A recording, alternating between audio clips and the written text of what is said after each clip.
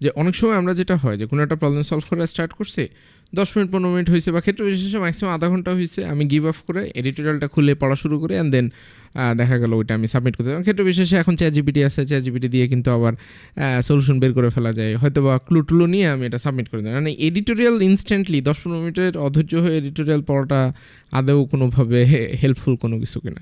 না, অ্যাকচুয়ালি যদি আমরা এখানে টাইমটা চিন্তা করি যে 10-15 মিনিট বা 30 মিনিট, সো এক্ষেত্রে কিন্তু একজন যদি অল্প এই টাইমের মধ্যেই সে এডিটোরিয়াল দেখে ফেলে তাহলে কিন্তু সে তার লজিক্যাল যে থিঙ্কিং সেটা কিন্তু সে বিল্ড আপ করতে পারবে না। মানে ফান্ডামেন্টালি যে কারণে আমরা প্রবলেম সলভিং করি আর কি। হ্যাঁ, অ্যাকচুয়ালি সো আমার একটা প্রবলেম পড়ার পরে আমি আইডিয়া নাই পেতে পারি, বাট আমি কিন্তু একটা হিন্ট আসতে পারে আমার মাথায় যে আচ্ছা এই কাজটা করলে কি সলিউশনটা আসবে কিনা, বা এই কাজটা করলে মিলবে কিনা। অনেক সময় যেটা হয় যে আমরা ওই কাজটা ধরে শাখা প্রশাখা গজাতে জানি না, যে এটা আমি হয়তো এই রাস্তা বাম দিকের একটা রাস্তা দিয়ে চলে গেলাম, হয়তো মিলল না, আমি হয়তো আরেকটা রাস্তা পেলাম, সেই রাস্তা দিয়ে খুঁজলাম।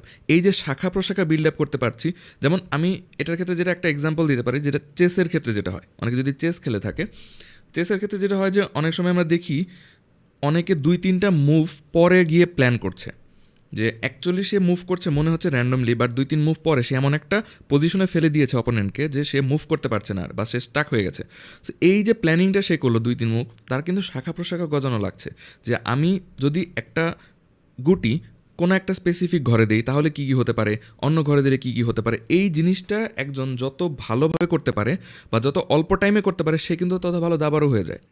সেম জিনিসটা কিন্তু প্রবলেম সলভিংয়ের ক্ষেত্রেও, আমি একটা প্রবলেম সলভ করার ক্ষেত্রে 100টা ওয়ে থাকতে পারে, তার মধ্যে 50টা ওয়ে থাকতে পারে যেগুলো ভুল, তার মধ্যে হয়তো 50টা ওয়ে থাকতে পারে যেগুলো কারেক্ট।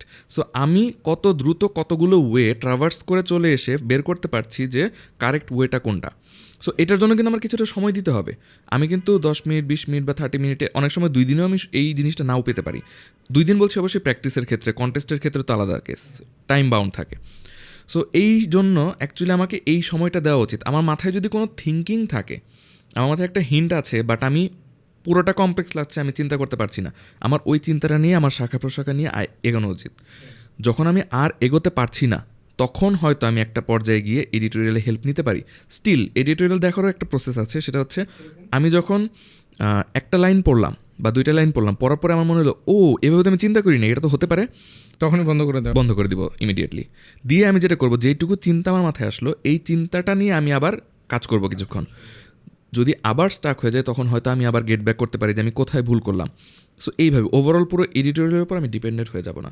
ইভেন যদি এমন হয় যে অর্ধেক পড়ার পরে আমি একটা আইডিয়া পেয়ে গেছি, আমি ওইটা দিয়ে সলভ করে ফেলবো, তারপরে হয়তো এডিটোরিয়াল দেখবো যে আচ্ছা এখানে কি সেম আইডিয়া ছিল নাকি অন্য কিছু।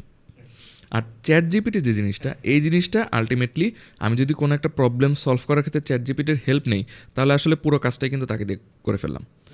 সো আলটিমেটলি এখানে কিন্তু আসলে আমার কোনো কিছু পেলাম না। আলটিমেটলি আমি বললাম যে আমার বলিং প্র্যাকটিস করা দরকার, কিন্তু বলিংয়ের জন্য থ্রো করার যে একটা মেশিন থাকে সেই মেশিনটাকে আমি সেট করে দিলাম যে কন্টিনিউয়াসলি বল করতে থাকুক, সো আমার বলিং প্র্যাকটিস হয়ে যাবে। ব্যাপারটা হচ্ছে এরকম।